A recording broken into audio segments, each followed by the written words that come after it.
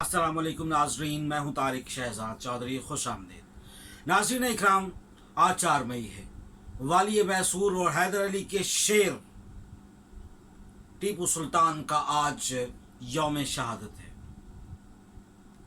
इसके लिए इकबाल ने कहा था टीपू की नसीहत में, तू रहनवर्द शौक है मंजिल न कर कबूल, लैला भी हो घर हम नशी तो महमिल न कर कबूल। ऐ जुए आप बढ़ के हो दरियाए तुंद तेज, साहिल तुझे अता हो तो साहिल न कर कबूल। बातिल दुई पसंद है हक लाओ शरीक है, शिरकते मायानाए हक बातिल न कर कबूल।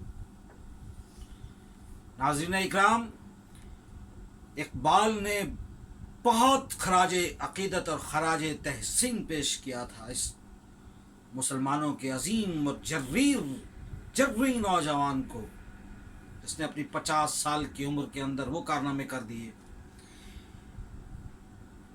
नाज़रीन इकराम, 20 नवंबर 1750 को टीपू सुल्तान पैदा हुए और आज के दिन 4 मई 1799 को दुनिया से शेर की तरह दुनिया के अंदर वो आज भी उनका मकूला मौजूद है कि शेर की एक दिन की ज़िंदगी गिदड़ की 100 साल ज़िंदगी से बेहतर है। ये मकूला लेकर अपने ही दरबार में दीवाना वार मुकाबला करते हुए शहीद किए गए। नाज़रीन इकबाल पहली मरतबे 1929 में जब उनके दरबार में गए तो उनके साथ कुछ लोग थे। तखलिया का मालूम होता है कि उन्होंने तखलिया कहा और वहाँ तकरीबन 3 घंटे टीपू सुल्तान के रोज़े में बैठे रहे और जब बाहर आए तो आपकी आंखों से आंसू जारी थे। आबा सेठ नामी एक बहुत बड़ा मशहूर ताजिर उस इलाके का आपके साथ था और उसने जब ये वजह दरियाफ्त की तो उन्होंने कहा कि इस किस्म के जरीर और अजीम सिपा सालार, अज़्म, हिम्मत, जहानत, दूरअंदेशी और इंसाफ पसंद मुसलमान बहुत कम हैं इस वक्त। और मैं ये समझता हूँ कि उसकी ज़िंदगी जो है वो एक नमूना है मर्द मुजाहिद के लिए और ख़ुदी के पैकर इंसान के लिए। और इकबाल का हरकत का वो नज़रिया और ख़ुदी का पहलू, उन्होंने कहा, दर जहाँ नातवा घर मर्दा नजीज, हम चू मर्दा जाओ से पर्दगीज। कि अगर दुनिया में अज़्म, हिम्मत, इस्तिक़लाल के साथ जीना अगर मुश्किल हो जाए तो मर्दों की तरह जानबाजी के साथ जान दे देनी चाहिए। नाज़रीन इकराम, आज मैं उनकी शख्सियत के चंद पहलुओं पर रोशनी डालना चाहता हूँ। एक तो वक्त की धूल ने हमारे निसाब के अंदर वो कहानियाँ डाली और ना ही उनके उन तारीख़ी जो मार्के थे और ना ही उनकी उनकी उसकी मैसूर की जो रियासत थी उसके अंदर रियासती इक़दामात और रियासत का जो तनव्वु है और उसके मुतनव्वे मज़ामीन पर किसी ने बहस की ज़्यादा ना हमें पढ़ाया गया। हमें यूरोप की कहानियाँ पढ़ाएंगे ही, हमें यूरोप के अंदर होने वाली जो पार्टीज़ हैं हमने वो यहाँ लेके आए। हम यहाँ पे 14 फरवरी लेके आए। हम यहाँ पे वो अजब अजब तरह के जनाब वो पार्टीज़ और बर्थडे पार्टीज़ लेके आए, लेकिन हमने अपने असल हीरोज़ को, हमारे लिए वो हीरो है जो इस वक्त हॉलीवुड का फिल्म का हीरो है या हिंदुस्तान की फिल्म का हीरो है। और आज हालत ये है कि आज तक, इस वक्त तक 4 मई 2020 तक पाकिस्तान से ज़्यादा हिंदुस्तान के नसाब में टीपू सुल्तान मौजूद है, जिसको ख़त्म करने के लिए अब बीजेपी ने बहुत सारी वहाँ तब्दीलियाँ जो की हैं और अब वहाँ निसाबों से इनके जो तारीख़ की किताबों से इनके जो लेसन हैं और इनकी जो ज़रूरत के वाक़े वो निकाल रहे हैं।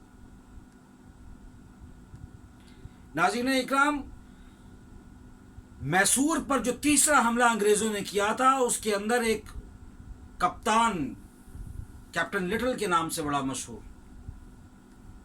वो अपनी यादाश्तों में लिखता है कि जब टीपू सुल्तान को शहीद किया गया تو برطانیہ میں سرکاری سطح پر جشن منایا گیا. یہ ان کی بہت بڑی جیت تھی. ناظرین اکرام، میں صرف ایک سپہ سالار کی جیت نہیں تھی. ایک سپہ سالار کو یا میسور کے قلعے کو فتح نہیں کیا گیا تھا.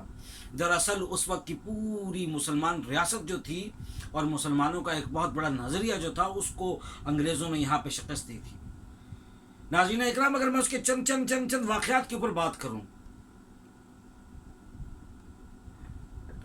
ٹیپو کے ہاں جو ریاست کے اندر میسور میں مساوات اور عدل کا جو نظام تھا وہ اتنا مضبوط تھا کہ ٹیپو سلطان جیکوبن کلب، جو لوگ انقلابی فرانس کو جنہوں نے پڑھا ہے وہ جو جانتے ہیں، جیکوبن کلب جو ایک بہت بڑی سیاسی پارٹی اس وقت کی سیاسی گروہ تھا جو مساوات پر پرتشدد قسم کی اور عسکری قسم کی جدوجہد پہ یقین رکھتا تھا.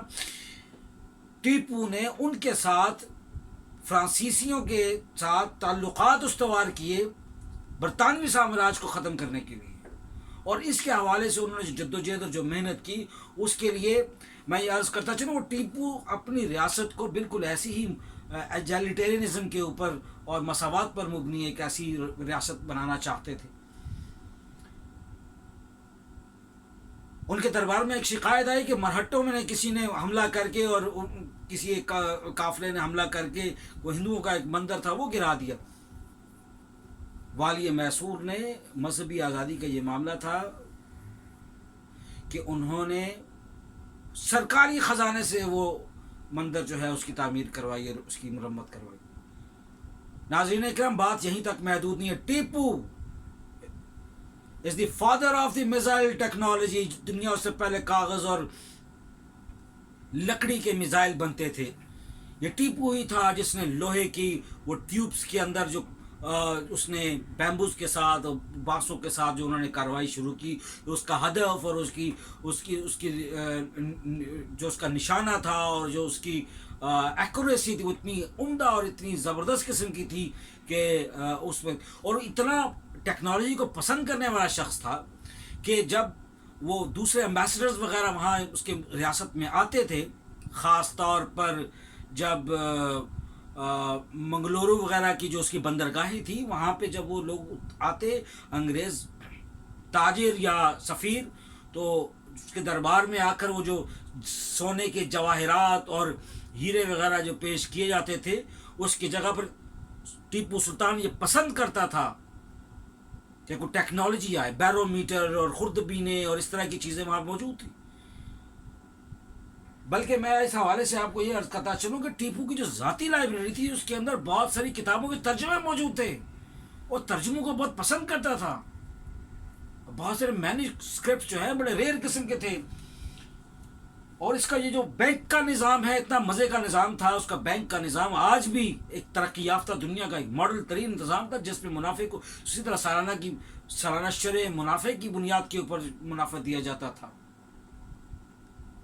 اس کی عوام اسے بہت خوش تھی، اور شاید یہی وجہ تھی کہ جب بھی جو بھی لوگ وہاں پہ گئے، میں عرض کرتا ہوں کہ نادن جارج اولیکارا کے نام کے بہت بڑے ٹیپو شناس شخصیت ہے، پی ایچ ڈی ہیں، اور انہوں نے ان کا مقالہ ہے اس کے اوپر. انہوں نے کہا ہے کہ تجارتی سلسلہ جو ترتیب دیا، یہ تامل ناڈو جو آج کے علاقہ کہلاتا ہے، اور اس وقت کا یہ کراچی سے لے کر بغداد اور قسطنطنیہ تک ان کی تجارت کے معاملات تھے. اور اس میں سندر کی لکڑی تھی، اس میں تمباکو تھا، اور جو اپنے وسائل تھے ملک کے، اس کے اندر رہتے ہوئے اس کو ٹریڈ کے ساتھ، آرٹیسنس کے ساتھ، فنکاروں اور اپنے جو ان کے صنعت سے مربوط اور مضبوط اور اس سے متعلقہ جو ان کے کاریگر تھے، وہ کاریگروں کو اپنی جو وہاں پر پیدا ہونے والی اجناس تھیں اور جو چیزیں تھیں، ان کے ساتھ فن کو فروغ دیا. لکڑ پیدا ہوتی تھی تو اس لکڑ کے ساتھ چیزیں بنا کے تو انہوں نے وہاں یورپی ملکوں میں منڈیاں اپنی رکھی. پھر میں یہ عرض کرتا چلوں کہ یہ وقت بہت کم ہے، ویڈیو بڑی شارٹ ہو جاتی ہے. خلافت عثمانیہ تک اس وقت امیر کے پاس تک پہنچے بڑی مشکل میں بیچارے، کہ یہاں سے کوئی 900 لوگ گئے اور چند مٹھی بھر واپس آئے. اتنے رستے میں مشکلات کا سامنا ہوا، کوئی کا جہاز ڈوب گیا اور باقی بیچارے مارے گئے. وہ خود بیچارے اب جو عباسی اس وقت کے جو خلافت تھی بیچاری بڑے مشکل حالات کے اندر، اب عباسی کہہ رہا ہوں، جو اس وقت کی عثمانی خلافت تھی، اپنے بڑے حالات خراب تھے، ادھر سے فرانسیسیوں کی طرف سے مسائل کا سامنا تھا، ادھر سے ہندوستانیوں کی جو دیگر جو ریاستیں تھیں بازنطینی ریاستوں کی طرف سے بھی ایشوز آ رہے تھے انہیں، اور مقابلہ کیا جا رہا، اندرونی خلفشار بھی تھے، اور قریب کی ریاستوں سے پھر جو ہے وہ سازشوں نے سر اٹھائے ہوئے تھے.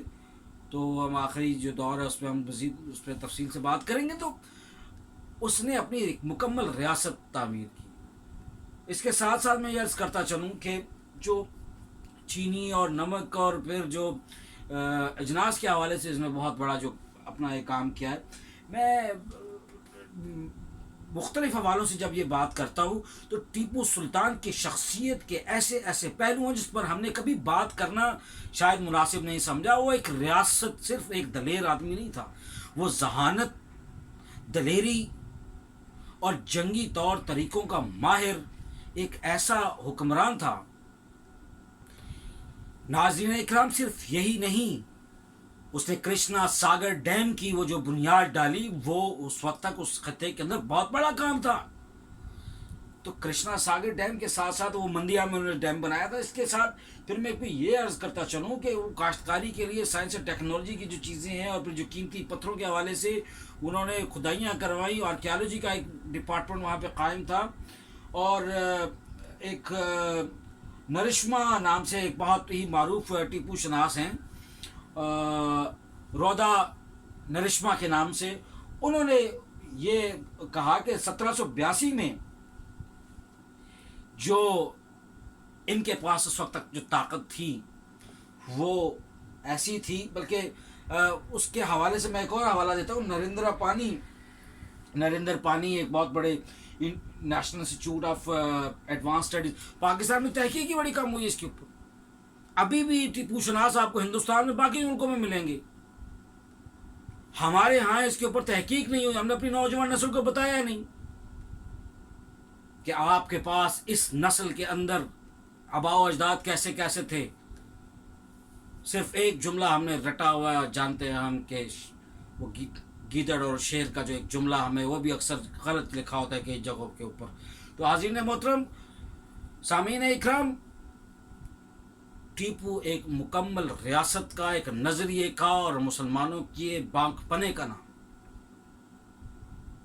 آج یہ ضرورت ہے کہ ہم اپنے ان اکابرین کو یاد کریں اور سلام پیش کریں جیسے اقبال نے سلام پیش کیا، اور ان کی یاد میں کچھ شمع روشن کی جائیں، ادارے بنائے جائیں، تحقیق کی جائے، پڑھایا جائے، سمجھایا جائے، وگرنہ یہ بہت دیر ہو جائے گی. اور آج میں عرض کرتا چلوں کہ نور عنایت اللہ، میں اس کے اوپر ایک تحقیق کر رہا ہوں. نور عنایت اللہ کے نام سے ایک ان کی پڑپوتی جو سرنگا پٹن کی اس وقت محل سے جو نکالا گیا تھا، باقی تو آپ کو پتہ ہے جو اندر سے دروازے بند کر کے جو ٹیپو شہید کو مارا گیا، جاتے جاتے بھی ٹانگ کاٹ گیا جناب اس کیپٹن کی. تو عرض کرنے کا مقصد یہ ہے کہ وہ بیچاری جنگ اول کے اندر، جنگ عظیم اول دوم کے اندر، وہ اس نے برطانیہ کی طرف سے جاسوسی کرتے ہوئے نازیوں کے ہاتھ چڑھی ہے 30 سال کی عمر میں. کتنی ایک پوری لمبی داستان ہے.